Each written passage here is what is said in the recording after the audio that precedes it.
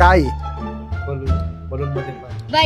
Fluid टाकलं ना, बघायचं का जर तुम्ही फोर्स लावला तर ते ऑल डायरेक्शनने मूव्ह होते. आता मी इथं फोर्स लावला आहे ना सगळीकडे, असं नाही मी इकडनं जर मार्केट टाकला तर इकडनं निघायला पाहिजे होतं ना एवढाच पा. काही मुलं म्हणतात की सर मला पिस्टन्स कळत नाही. अरे बावड्या, इंजेक्शन माहिती आहे का? इंजेक्शन, त्या इंजेक्शन मध्ये जे काही रबर असते का नाही त्याला पिस्टन म्हणा, त्याला ते मागं पुढं होतं. पिचकारी.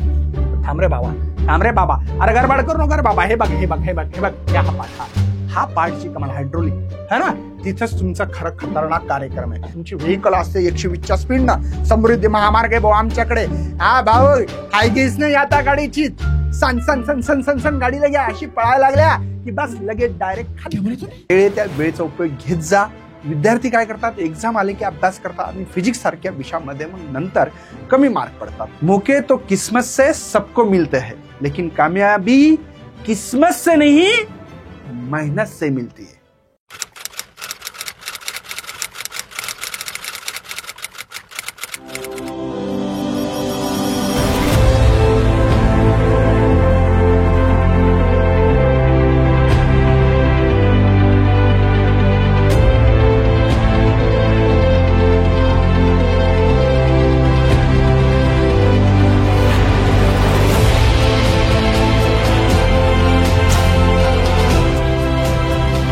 विद्यार्थी मित्रांनो, मी सगळ्यांचं स्वागत करत आहे आपल्या मुकेश सर यूट्यूब चॅनलवर. आजच्या सेशनमध्ये खूप काही जबरदस्त सेशन आहे. आपण आपल्या लाईफमध्ये आज सगळं काही फिजिक्स यूज करणारे शिकवणार आहे. का बरं? कारण की तुम्ही पण कमी ताकद लावून खूप जास्त ताकद लागण्याचा जर तुम्हाला प्रयोग करायचा असेल तर आज त्याचं उत्तर तुम्हाला भेटणार आहे. सोबतच जीसीपी कशी चालते, 4 व्हीलर गाड्याचे ब्रेक कसे मारले जातात, या सगळ्या प्रश्नाचं उत्तर आजच्या सेशनमध्ये भेटणार आहे. विद्यार्थी मित्रांनो, मी तुम्हाला पुन्हा सांगतोय, भाऊ मराठी माणूस आहे म्हणून जीव जाळतोय आणि सांगतोय. काय सांगतोय बघ, तुम्हाला सध्या मेहनत करा, प्रॉपर करा. सध्या दिवस आहेत, या दिवसाचा प्रॉपर उपयोग घेणं गरजेचं आहे. ठीक आहे. बघा, मी खूप विद्यार्थ्यांना सांगत असतो की सध्या त्या वेळेचा उपयोग घेत जा. विद्यार्थी काय करतात, एक्झाम आले की अभ्यास करतात आणि फिजिक्स सारख्या विषयामध्ये मग नंतर कमी मार्क पडतात. फिजिक्सला काय लागतं, सातत्य लागतं, ऑनेस्ट तुम्हाला द्यावं लागेल की इमानदारीनं रोज 1-2 व्हिडिओ बघणे, डेरिव्हेशन लिहून बघणे, हे काम तुम्हाला डेली करा. तुम्हाला खूप काही नॉलेज भेटेल. फिजिक्स एक नॉलेजेबल सब्जेक्ट आहे, रट्टा मारण्याचा विषय नाही. ठीक आहे. मौके तो किस्मत से सबको मिलते हैं, लेकिन कामयाबी किस्मत से नहीं मेहनत से मिलती है. समझ ना? मौके किस्मत से सबको मिला है, मतलब मैं ये समझा रहा हूं कि मौके सबको किस्मत से मिलते म्हणजे सध्या तुम्हाला सगळ्यांना किस्मत आहे की तुम्ही 12वी शिकताय सायन्स मध्ये, ह्या तुमची किस्मत आहे. पण तुम्हाला जर रिझल्ट आणायचा असेल तर मेहनत करावं लागेल, हे लक्षात घ्या. चला, आजच्या सेशन मध्ये पॅराडॉक्स काय आहे सर? हायड्रोस्टॅटिक. हायड्रो म्हणजे रेस्ट वर असणारा फ्लुइड. पॅराडॉक्स इथं काय दिसतं का तुम्हाला? बघा, एक स्केल दिसतात, वेगवेगळ्या शेपच्या डायग्राम दिसत आहेत. बघा, याचा शेप वेगळा, याचा वेगळा, पण प्रेशर 23च्या आसपासच दिसते. बघा इथं प्रेशर 23, शेप वेगळा. बघा, याचा शेप वेगळा आहे, याचा असा आहे, याचा असा आहे, प्रत्येकाचा शेप वेगळा आहे, पण प्रेशर सेम आहे. असं का बरं असेल? आजच्या या पार्टमध्ये आपल्याला शिकायचं. तुमच्या पुस्तकात असल्या प्रकारचा क्वेश्चन कसा येतो एक्झाम मध्ये आधी सांगतो आणि समोर आपण जायचंय. बघा, प्रश्न येतो, define and explain the hydrostatic paradox. Definition पण लिहायची आहे. इथे तुम्हाला काय दिसतंय, सर याचा शेप वेगळा, याचा वेगळा, याचा वेगळा, याचा वेगळा आहे, पण याच्यात एक साम्य आहे. एक आहे सगळ्यांची हाईट सेम आहे, आणि इथं हाईट सेम असल्यामुळे pressure of A, pressure of B, pressure of C आणि प्रेशर ऑफ डी, ह्या सगळ्यांचं प्रेशर सेम आहे.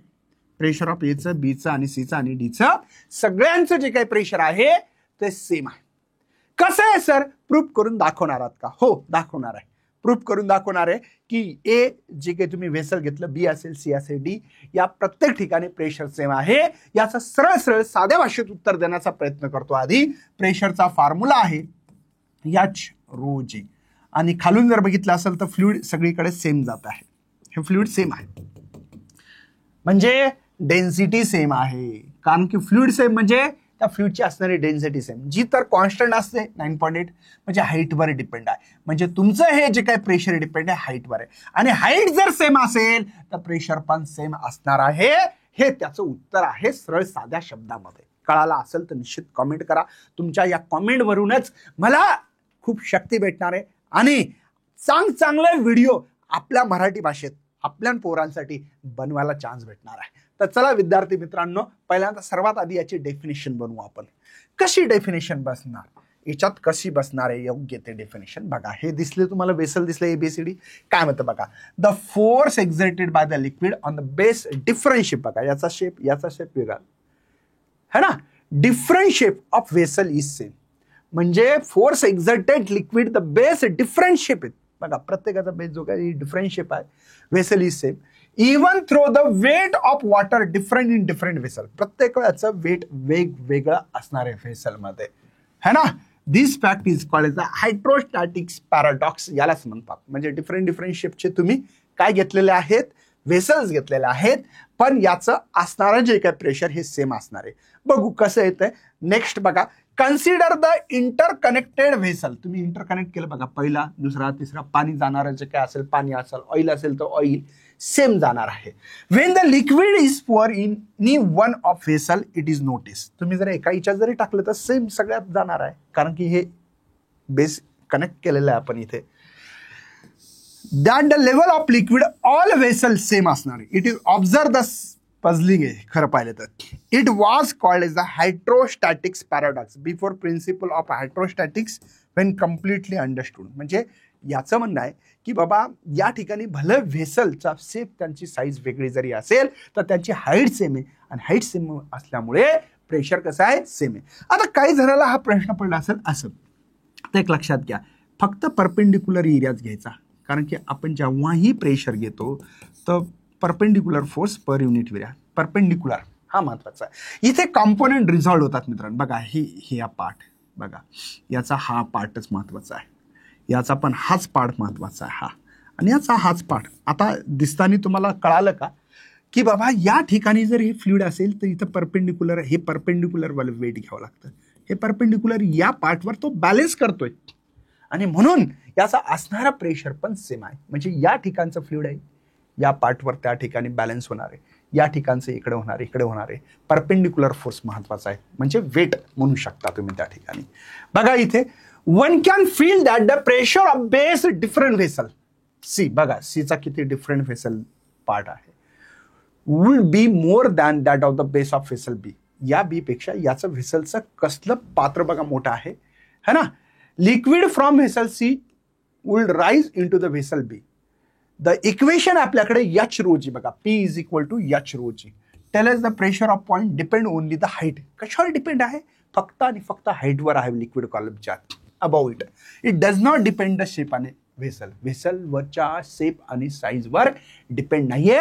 प्रेशर डिपेंड आहे हाईटवर, आणि सगळ्यांची हाईट कशी आहे, सेम आहे. Height of the liquid column is same for all vessel. प्रत्येक व्हेसलची असणारी जी काही हाईट आहे ही सगळ्यांची सारखी आहे. ठीक आहे. Pressure of liquid column each vessel is same. The system is equilibrium, म्हणजे इक्विलिब्रियम सिस्टम आहे. This mean the liquid vessel C does not rise the vessel. म्हणजे इथे तुम्हाला प्रेशर सगळ्यांचं सारखं भेटेल. हेच तुम्हाला वाचून जे दाखवतोय तेच या ठिकाणी लिहिलेलं आहे, म्हणून तुम्हाला वाचायचं एकदा. याच्यावर एक प्रश्न आलेला आहे, तुमच्या लक्षात आलं असेल की प्रेशर सरळ साध्या एका लाईनीमध्ये सांगतोय. प्रेशर हे शेप आणि साईजवर डिपेंड नाहीये, हाईटवर डिपेंड आहे. शेप आणि साईजवर डिपेंड नाहीये, हाईटवर डिपेंड आहे. लक्षात येतं.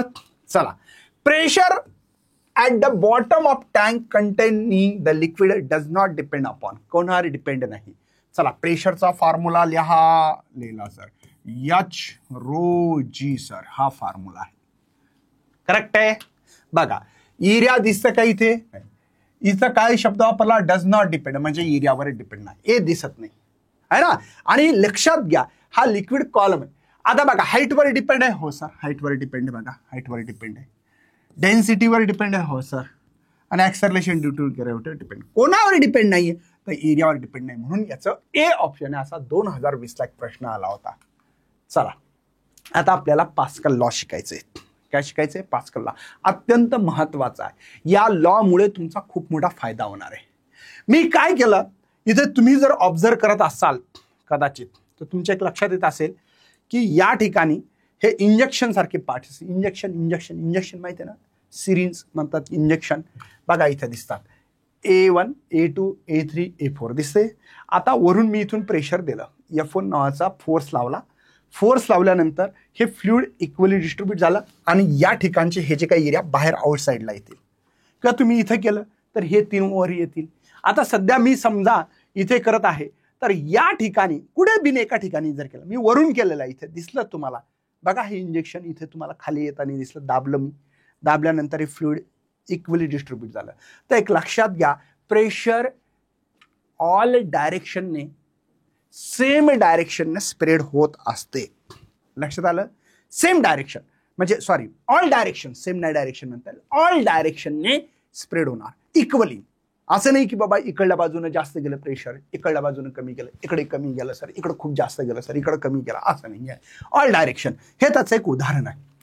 बरं, आता या ठिकाणी आपल्याकडे जर तुम्ही चेक केलं तर काय दिसल सर, काय दिसल नीट लक्षात घ्या.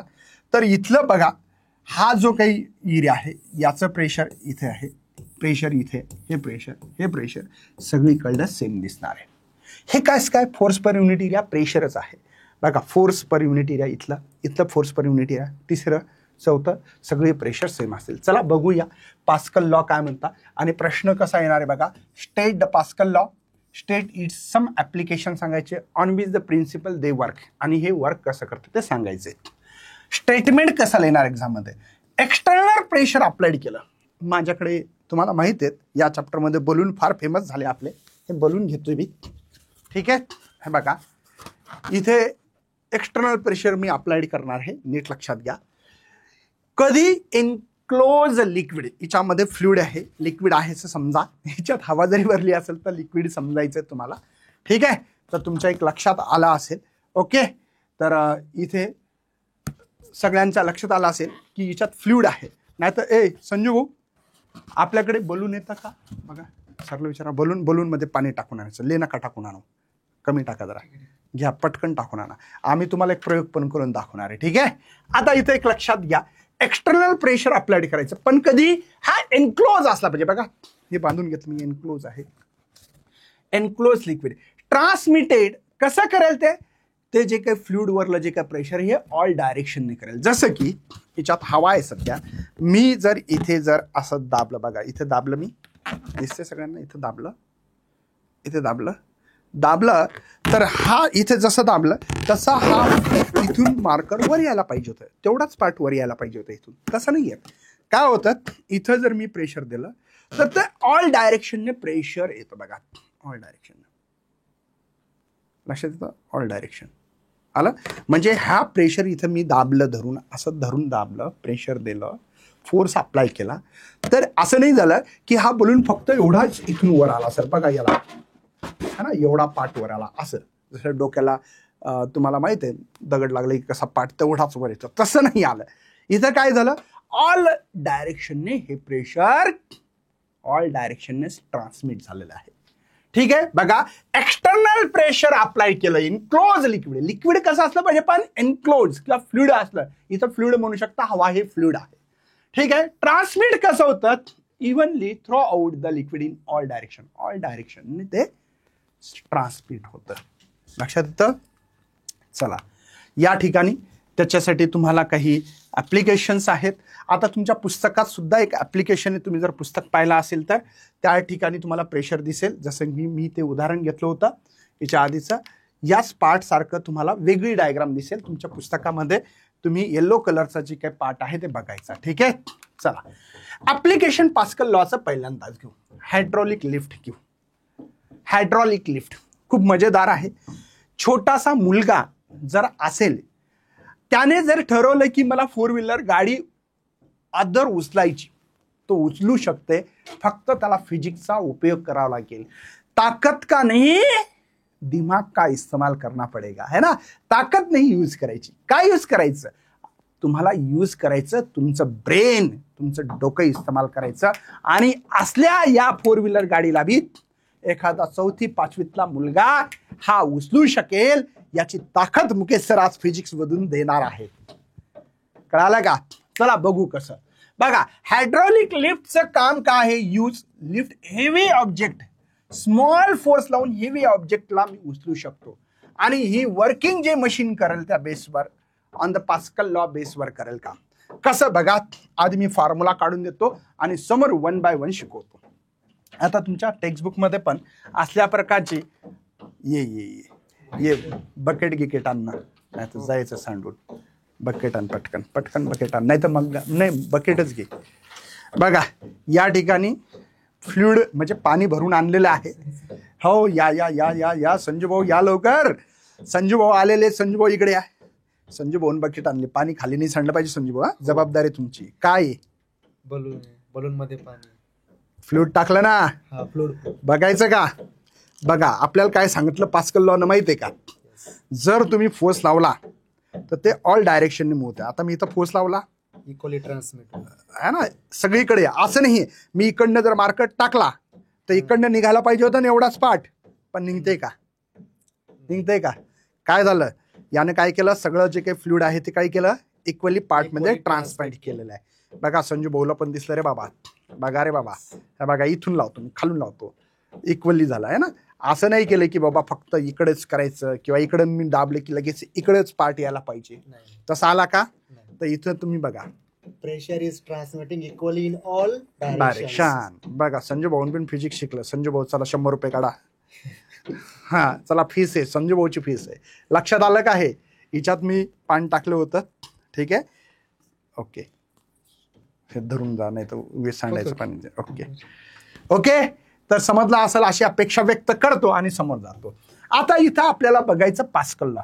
इथे S1 ही पिस्टन्स कळतं का तुम्हाला? कोणाला कळत नाही. काही मुलं म्हणतात की सर आम्हाला पिस्टन्स कळत नाही. अरे बावड्या, इंजेक्शन माहिती आहे का? इंजेक्शन, त्या इंजेक्शन मध्ये जे काही रबर असते का नाही त्याला पिस्टन म्हणा. त्याला ते मागं पुढं होतं. पाहिलं ना? पिचकारी रंगोलीच्या दिवशी खेळत असाल भाऊ रंग, है ना, धुलीवंदन. बघा, तर हे पिस्टन्स आहे.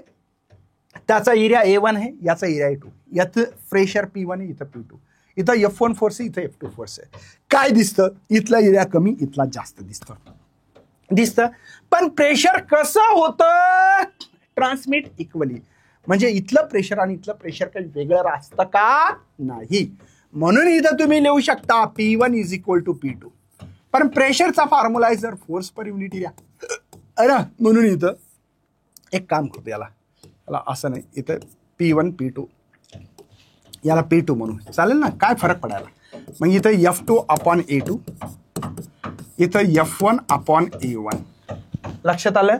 इथं F2 आहे, ठीक आहे, हा F1 आहे, इथे A2 अपॉन A1. समजलं का? हा इथं इकडे गेला चालेल. म्हणजे तुम्हाला F2 फोर्स किती अप्लाय होऊ शकते, काढता येऊ शकते. बरं सर, एखादं एक्झाम्पल सांगता का? हो चला, मी एक एक्झाम्पल घेतोय तुमच्यासाठी. बघू, खरंच कमी फोर्स लागल्यानंतर मी लार्ज फोर्स या ठिकाणी अप्लाय करू शकतो का? छोटा बच्चा समझ के हमको ना समजाना रे. म्हणजे छोटा मुलगा सुद्धा या गाडीला भाऊ चालणार आहे खटकन लगे असा कसा बघायचं का? चल बघा, आता बघा, मी म्हणलं की माझ्याकडे छोटा मुलगा आहे, त्याने 10 न्यूटन फोर्स लावू द्या सर, काय हरकत नाही. चला, A1 एरिया छोटा दिसू द्या सर. A1 एरिया आपल्याकडे 5 सेंटीमीटर स्क्वेअर आहे.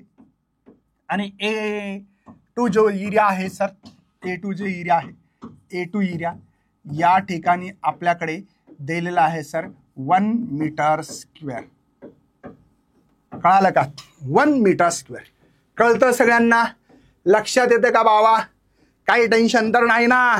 चला बघू आता मला काढायचं काय. बरं, याला कन्व्हर्जन करा सर.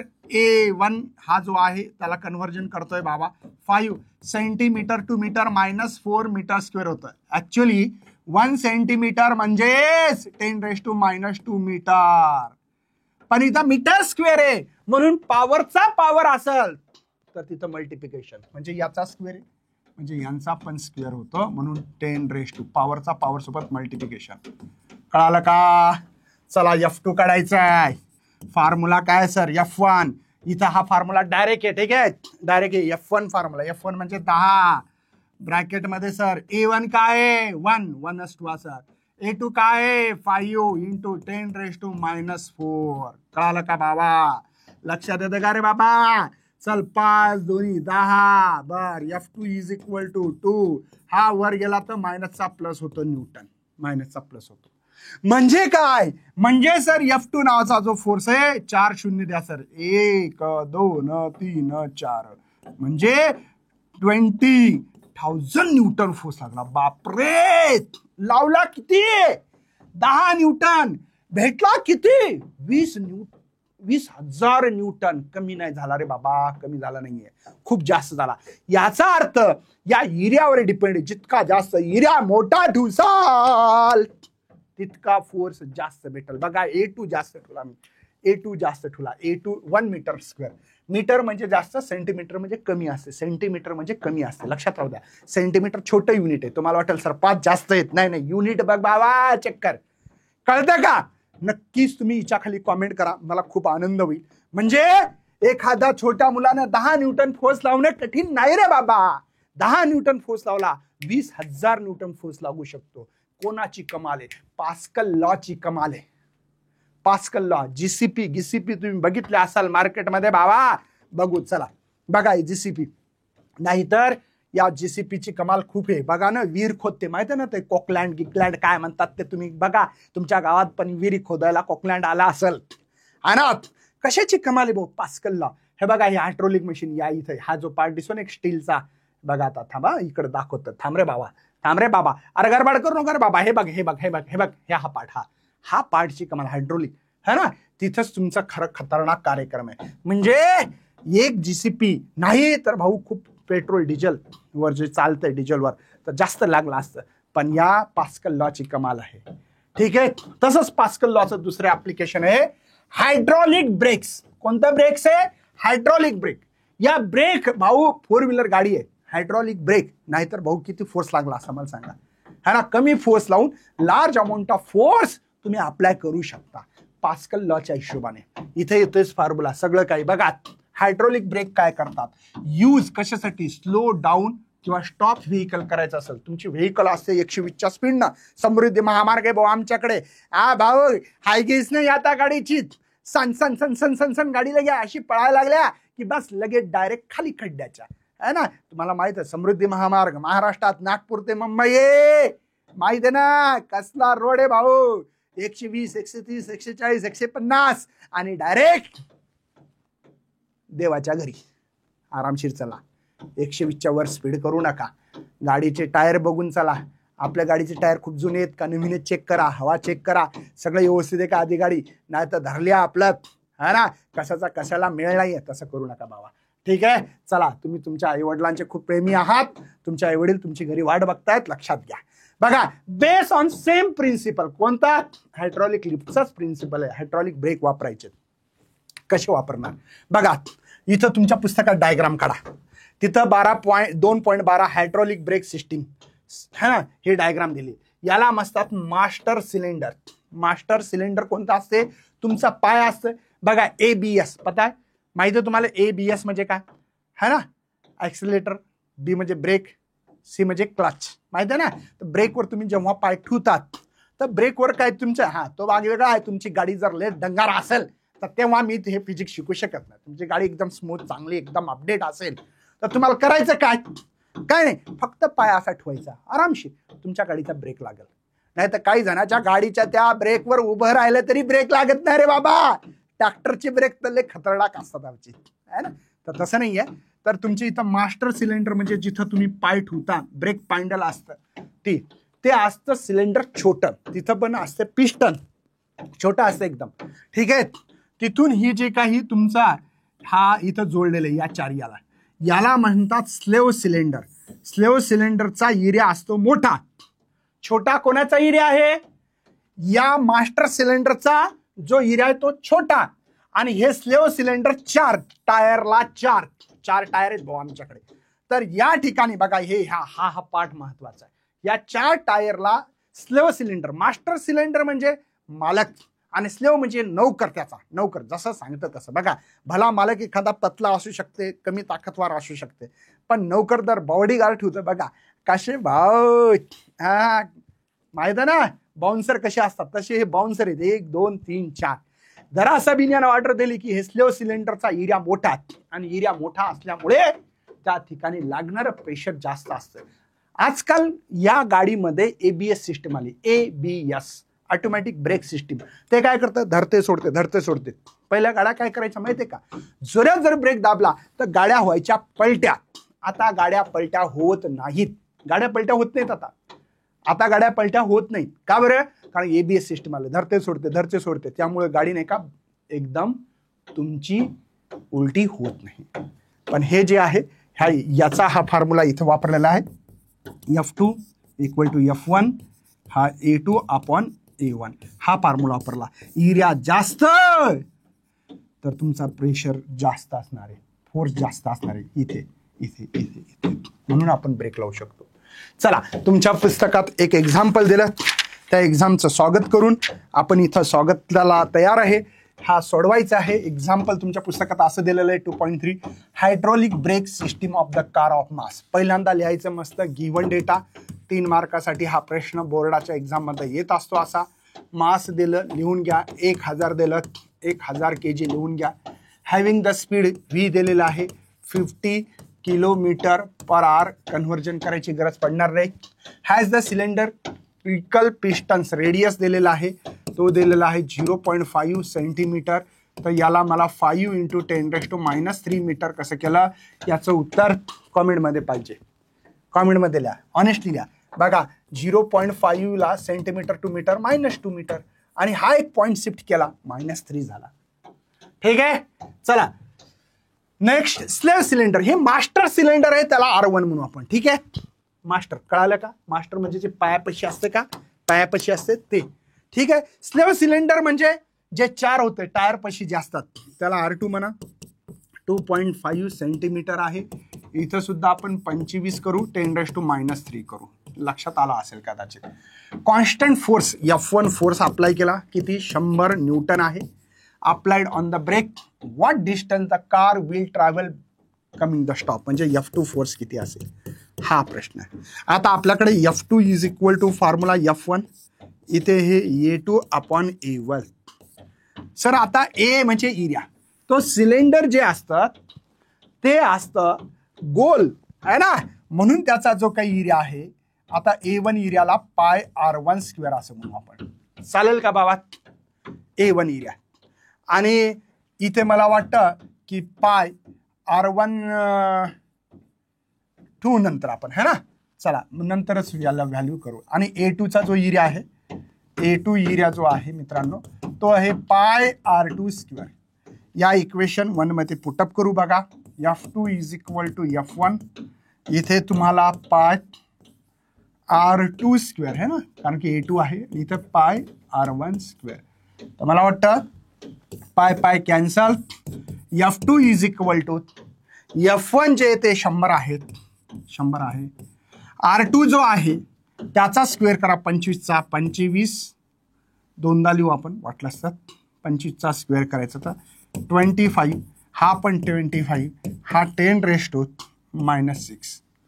लक्षात आलं.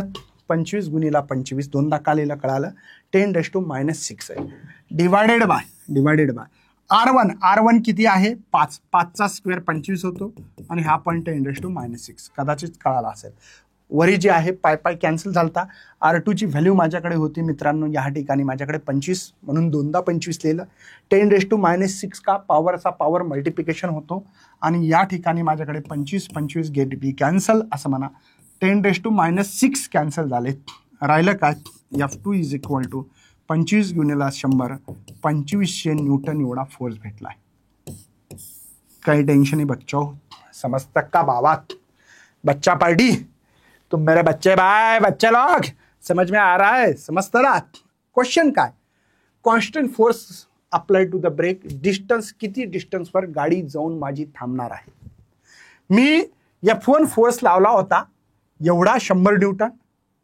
ब्रेकवर लागला किती, मी अप्लाय किती केला 100, अप्लाय किती झाला, हे कुठं अप्लाय झाला, हे मास्टर सिलेंडर म्हणजे तुमच्या पायापाशी जे ब्रेक आहे तिथं लागणारा फोर्स आहे. आणि हा त्या टायर जे आहेत ना, त्या टायर पाशी लागणारा फोर्स हा जो आहे तो 2500 न्यूटन आहे. मला डिस्प्लेसमेंट काढायचं, आधी ऍक्सेलरेशन. का बरं? कारण की माझी गाडी थांबत थांबत चालली म्हणजे स्पीड बदलली. स्पीड बदलणे त्याला ऍक्सेलरेशन म्हणतात. त्या ऍक्सेलरेशन मला काढणं गरजेचं आहे भावांनो. तर मला ऍक्सेलरेशन कोणामुळे व्हायला, तर या F2 मुळे व्हायला. Mass into acceleration. लक्षात येतं का मित्रांनो? ऍक्सेलरेशन कोण करायला? F2 फोर्स जो स्लेव्ह सिलेंडर ब्रेक हे टायर पशी जे असतात ते सिलेंडर ऍक्सेलरेशन घडून आणतायत.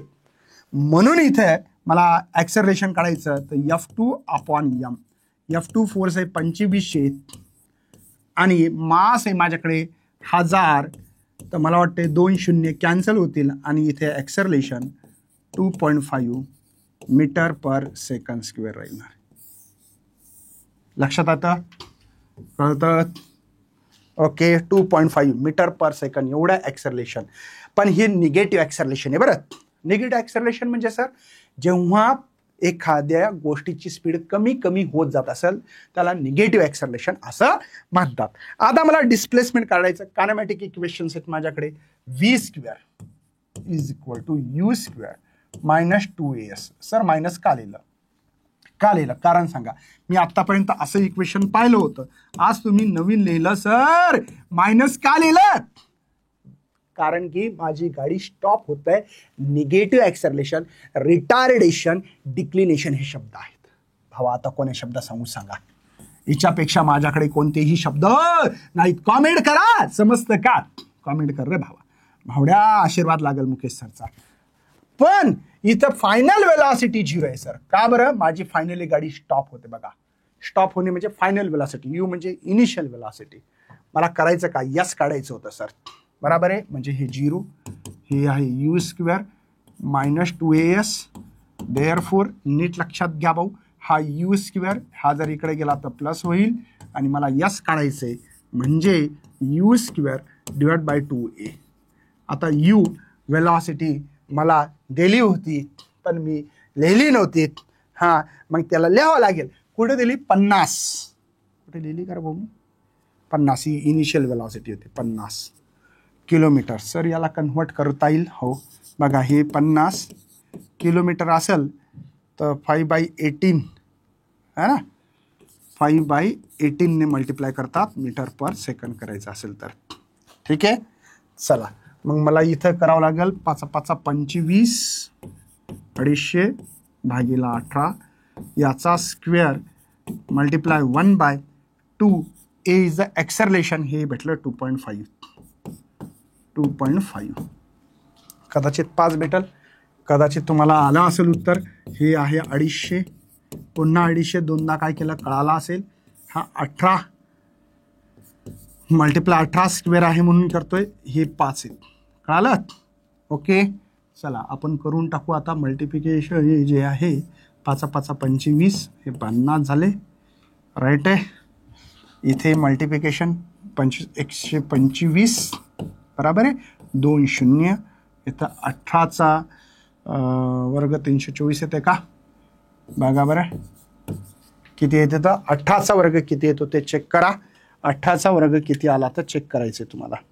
18चा वर्ग जितका आला असेल तितकं तुम्ही चेक करू शकता आणि मला सांगू शकता 18चा वर्ग किती. 18चा वर्ग किती बराबर आहे. चला आता आपल्याला यांचं डिव्हिजन करायचं आहे. मला वाटतं मी डायरेक्टली येतो डिव्हिजन. कदाचित तुमच्याजवळ पण येईल ते उत्तर आणि तुम्ही सांगू शकता. ठीक आहे, डिव्हिजन करू शकता. 324 भागीला तर 38.58 असं उत्तर येतं. तुमच्या पुस्तकात दिलेले आहेत, चेक करू शकता. यस इज इक्वल टू 38.58 मीटरवर जाऊन ही गाडी थांबणार आहे, स्टॉप होणार आहे.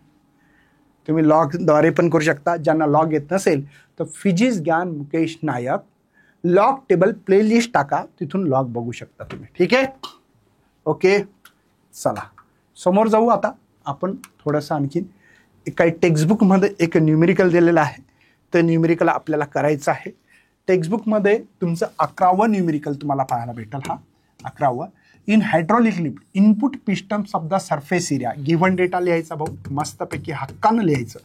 हक्क ही तुमचा हा लिहिणं. ठीक आहे. काय दिलेला आहे? एरिया दिला 30 centimetre square. Output pistons surface area हे A1 हे हा A2 म्हणू आपण त्याला. हे दिलेलं आहे 1500 सेंटीमीटर स्क्वेअर. फोर्स अप्लाय केला हा 25 न्यूटन म्हणून याला. Apply to the input piston. Calculate the weight of output pistons. म्हणजे वेट म्हणजेच फोर्स आहे. मला वाटतं हा फॉर्म्युला ज्यांना माहिती नसेल भाऊ काही शिकून अर्थ नाही रे. आता सरळ सरळ फॉर्म्युला होता.